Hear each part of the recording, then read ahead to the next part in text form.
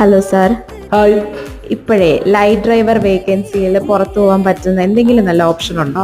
Light driver vacancy നമുക്ക് ഏറ്റവും കൂടുതൽ വന്നുകൊണ്ടിരിക്കുന്നത് ഇപ്പൊ ഇന്ത്യൻ ലൈറ്റ് ഡ്രൈവിംഗ് ലൈസൻസ് അല്ലെങ്കിൽ ഏതെങ്കിലും ഒരു കൺട്രിയുടെ ലൈറ്റ് ഡ്രൈവർ ലൈസൻസ് ഉണ്ടെങ്കിൽ നമുക്ക്, അതായത് 4-വീലർ ലൈസൻസ് ഉണ്ടെങ്കിൽ നമുക്ക് അപ്ലൈ ചെയ്യാൻ പറ്റുന്ന നല്ലൊരു ഓപ്ഷൻ ഉണ്ട് സെർബിയ.